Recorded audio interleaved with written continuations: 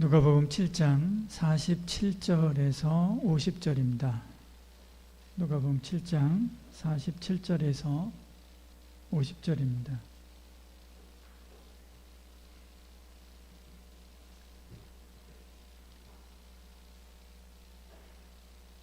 교회 김장 11월 11일 화요일 날 김장합니다. 여러분 시간 되시는 분들 오셔서 함께 도와주시고 하시면 감사하겠습니다. 이윤종 박주희 자매 결혼합니다.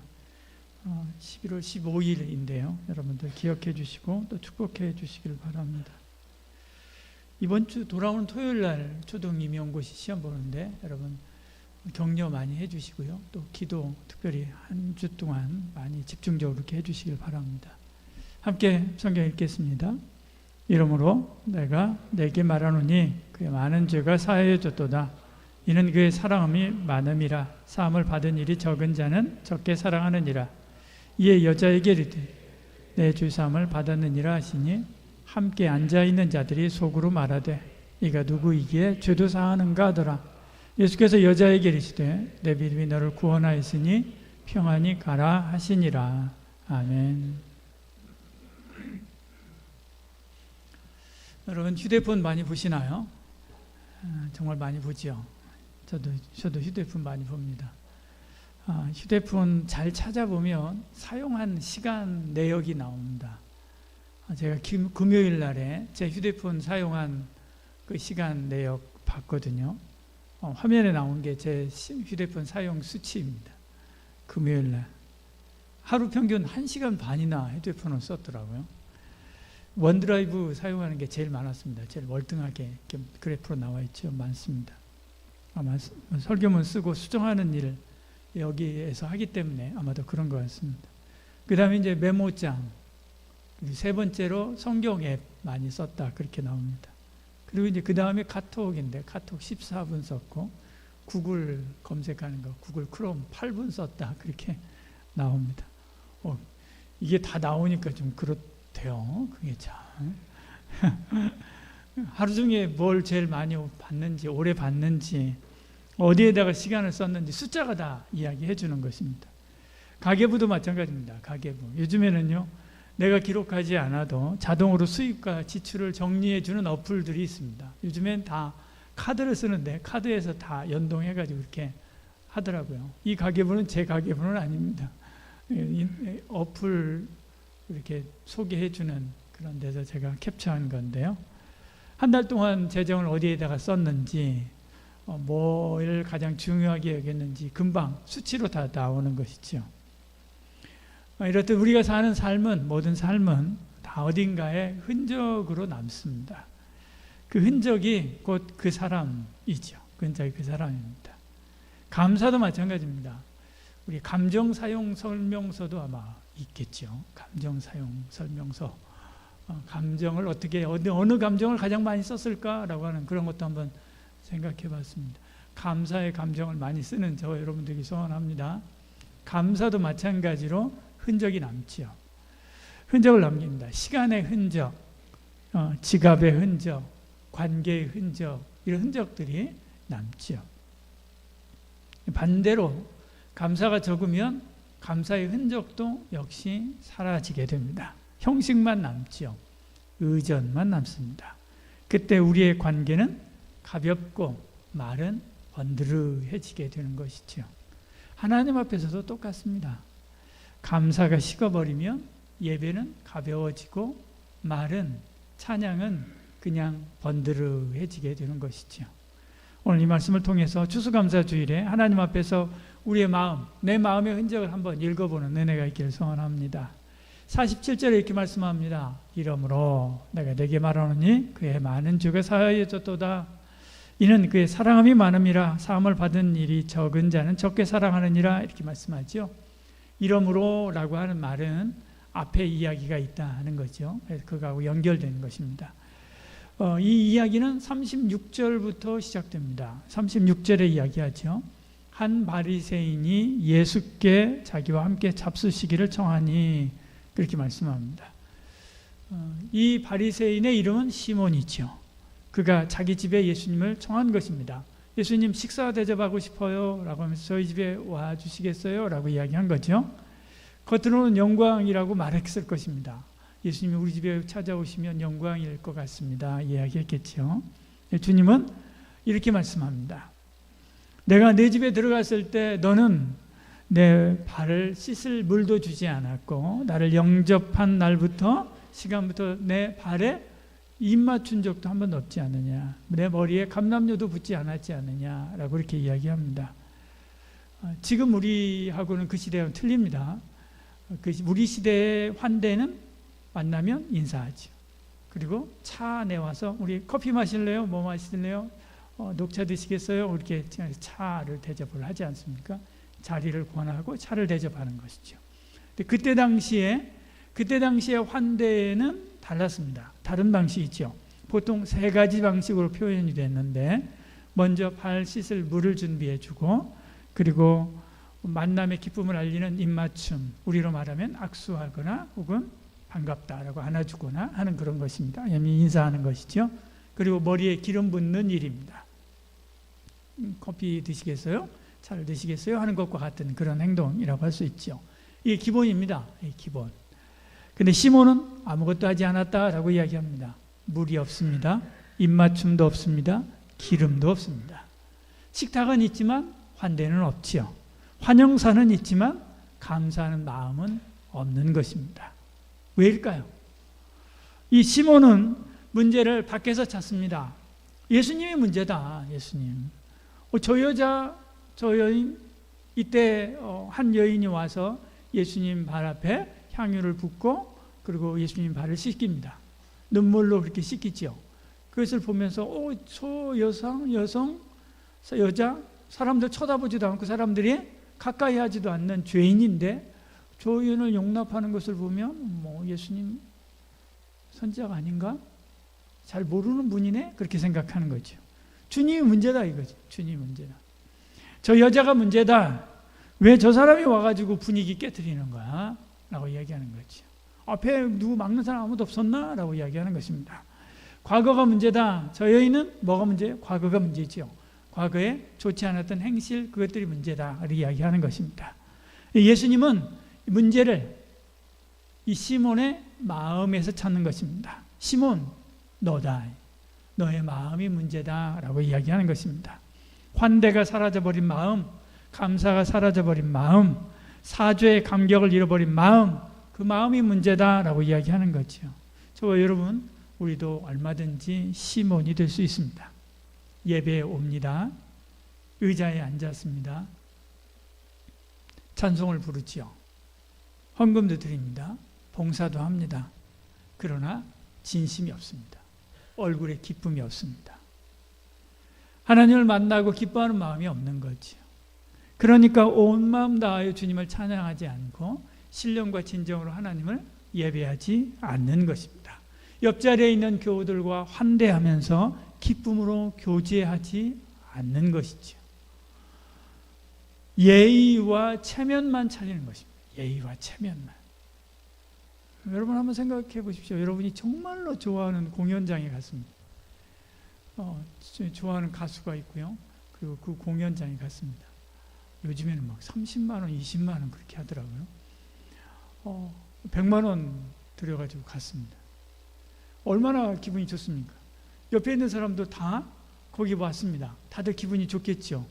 그러면 모르는 사람도 다 친구처럼 느껴집니다. 그래서 인사합니다. 어디서 왔어요? 지난번 공연 너무나 좋았죠. 이번 너무 기대돼요. 모르는 사람인데도 인사하고 환대하지 않습니까? 똑같은 겁니다. 여러분, 우리가 하나님 앞에 나왔습니다. 주님, 예수님 앞에 나왔습니다. 날 구원하신 예수님께 나왔습니다. 얼마나 감사한 일입니까? 우리가 받은 표는요, 100만 원짜리, 1000만 원짜리 표가 아닙니다. 예수님의 생명, 하나님의 생명을 내주고 얻은 표지, 천국표를 받았지 않습니까? 그리고 그 하나님 앞에 나와서 하나님께 예배하는 것입니다. 기쁨으로 들어오는 거죠. 그 옆에 있는 사람, 생전 처음 보는 사람이라 할지라도요, 기쁨으로 서로 환하게 웃으면서 환대하는 것 정상인 것입니다. 왜 그렇지 않느냐? 이 마음 속에 이 감격이 사라지는 거죠. 감사가 사라졌기 때문에 그런 것입니다. 그래서 예의와 체면만 차리는 것입니다.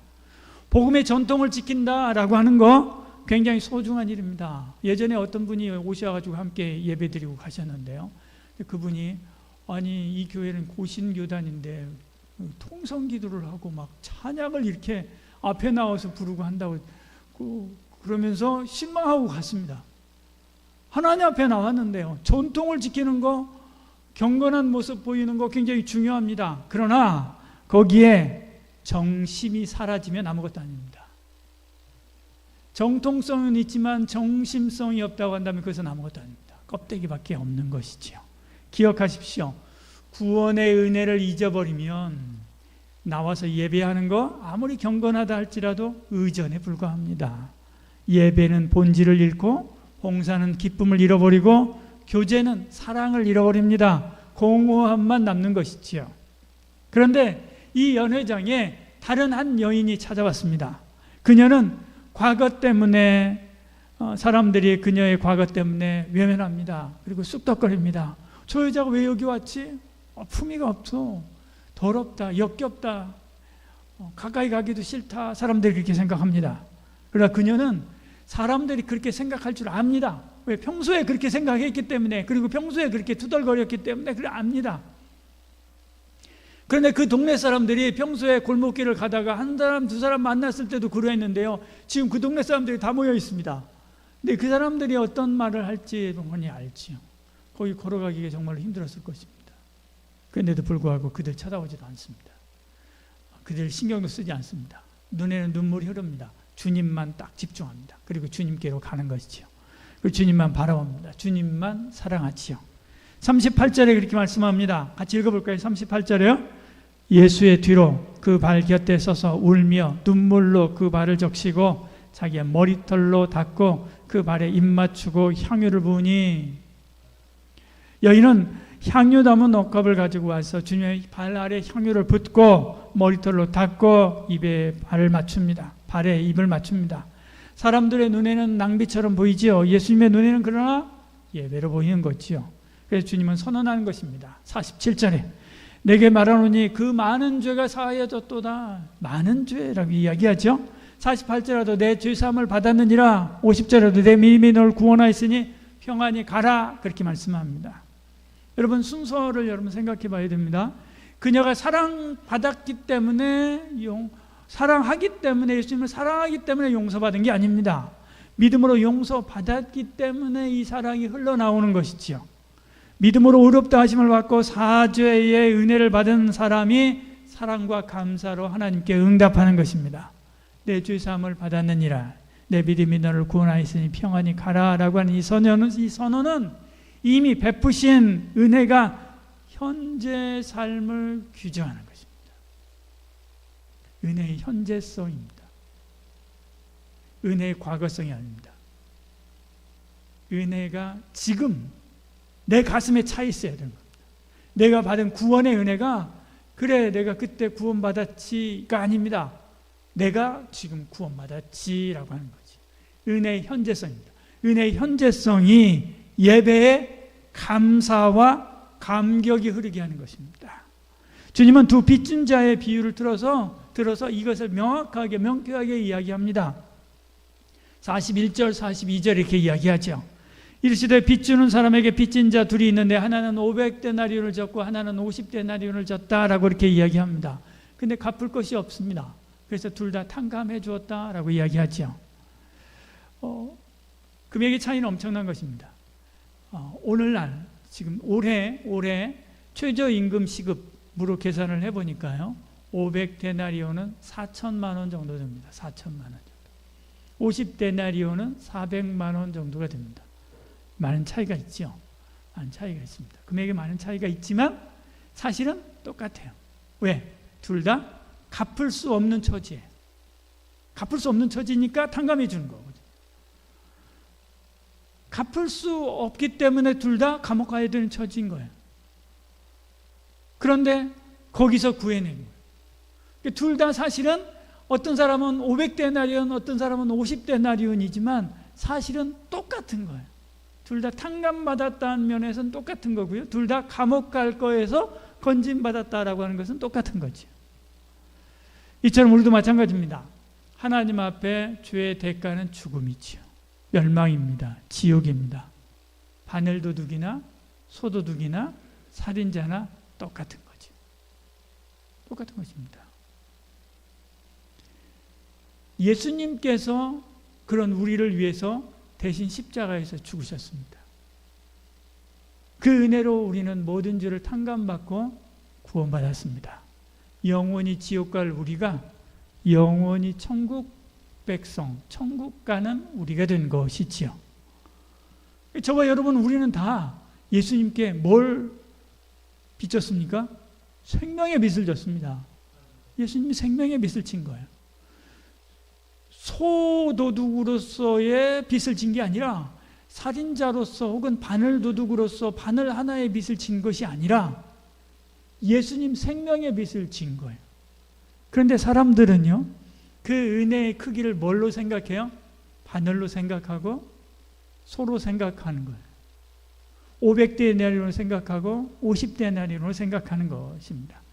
그래서 500데나리온 빚졌던 사람은 500데나리온의 빚을 졌다고 생각을 하고요.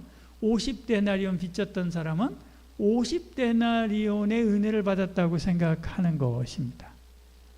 똑같은 거예요, 사실은. 우리를 살리신 그 은혜를 기억해야 되는데 그러지 않고 잘못 인식하는 것입니다. 더 큰 문제는 뭐냐면 자기가 인식한 크기만큼 감사한다는 것입니다. 이 여인은 자신이 말할 수 없는 빚을 탕감받은 사람으로 알았던 거죠. 그러니까 말할 수 없는 감사와 사랑을 표현한 것입니다. 주님은 그녀에게 이렇게 말씀합니다. 내 믿음이 너를 구원하였으니 평안히 가라. 그러면 시몬은요, 시몬은 그러지 않았습니다. 시몬은 50데나리온, 아니 5데나리온 정도나 탕감받은 정도로 생각한 거예요. 그래서 그만큼 감사한 것이죠. 시몬은 그럼 깨끗합니까? 시몬도 마찬가지입니다. 세상과 타협하며 살았습니다. 로마의 권력과 타협하며 살고 헬라의 문화에 취해 있었던 사람입니다. 그 시대, 예수님 시대, 그 시대 그러지 않고 떵떵거리며 살 수 있는 사람이 누가 있습니까? 일제강점기에 일제에 타협하지 않고 한반도 안에서 떵떵거리며 살 수 없었던 것처럼 그도 똑같은 것이죠. 로마 압제하에서 떵떵거리며 살려면 그렇게 살 수밖에 없는 거죠. 그런데도 불구하고 그는 자기가 의인이라고 착각하고 오히려 그녀를 비난하고 있는 것을 보지요. 그러나 그녀는 값비싼 향유를 주님께 드렸습니다. 머리털로 주님의 발을 씻어 드린 것을 보지요. 이 여인은 용서를 기억했습니다. 그래서 감사로 표현한 것입니다. 용서받은 기억을 잃어버리면 예배는 가벼워집니다. 봉사는 불평으로 가득 차게 됩니다. 그러나 용서받은 기억이 살아나게 되면 예배에는 감사와 감격이 넘치게 되고요, 진중해지게 되는 것입니다. 저와 여러분 생각해 보십시오. 나의 향유는 무엇인가? 나의 향유는 무엇인가? 여러분이 올 한 해 실수하고 잘못한 것으로 인해서 괴로워하고 힘들어하고 있는 것 있습니까? 오늘 집에 가기 전에 메모장에다가 이렇게 적으시길 바랍니다. 딱 3가지만 정리해가지고 적으시길 바랍니다. 하나, 내가 누구누구한테 누구누구 마음 서운하게 했었다라고 딱 적고요. 그 밑에다가 예수 그리스도의 피로 죄사함 받음이라고 딱 적으시길 바랍니다. 이렇게 3가지를 적으시길 바랍니다. 그리고 나서 시편 103편을 여러분 읽으시길 바랍니다. 내 영혼아 여호와를 송축하며 그의 모든 은택을 그 은택을 잊지 말지어다. 이런 선언과 선포가 우리의 영혼, 저와 여러분의 영혼을 새롭게 하고 자유롭게 합니다. 여러분 그냥 생각으로만 그렇겠다 생각으로만 하는 게 아니라 직접 해보십시오. 직접 적어보고요, 직접 말로 내 입으로 한번 내뱉어 보십시오. 틀립니다. 생각으로만 하는 거하고 틀립니다. 직접 하는 거하고 틀립니다. 2번째, 화해와 용서를 실천하시길 바랍니다. 오늘 하십시오. 내일 하지 말고요, 오늘 하십시오. 한 사람 정하십시오. 좀 관계가 좀 껄끄러운 사람이 있거든. 전화든 문자든 대면이든 방식 중요하지 않습니다. 정 안 되겠거든. 문자로라도 미안하다 이렇게 해서 딱 해서 보내십시오. 그리고 나서도 안 되겠거든. 월요일 날 문자 잘못 보낸 거야 라고라도 하십시오. 여러분 해보십시오. 실천해 보십시오. 그렇게 해서 하나하나 관계라도 하나씩 풀어가시길 바랍니다. 그리고 나눔 실천하십시오. 한 주간 동안 여러분 감사 기도회 여러분 하면서 실천한 내용들 이렇게 해놨죠. 거기에 아마도 있었을 것입니다. 여러분 나눔 실천하라고 하는 그런 과제들 있었죠. 오늘 안 하신 분들은 오늘 하나라도 실천하고요. 오늘 그것도 안 되겠거든. 오늘 여기 드려진 과일들 4개로 나눠가지고 근처에 있는 경로당, 그 다음에 우리 한글학교 하는 외국인 친구들 드릴 건데 거기 동참해서 따라가십시오. 그거라도 따라가가지고 가서 함께 그렇게 하시길 바랍니다. 감사는 예의가 아닙니다. 감사는 예배입니다. 하나님 앞에 온전한 예배 드리시길 바라고요. 또 밖에 나가서 다른 사람들, 세상 사람들에게 감사하는 것도 마찬가지로 예배입니다. 어떤 예배요? 삶의 예배입니다. 이 예배로 하나님 앞에 감사하는 한 주간 되기를 축복합니다. 기도하겠습니다. 주님, 날 구원하신 사죄의 은혜를 기억하게 하여 주시옵소서. 그 은혜 앞에 하나님 앞에 나아가 은혜로 감사하는 저희들 되게 하여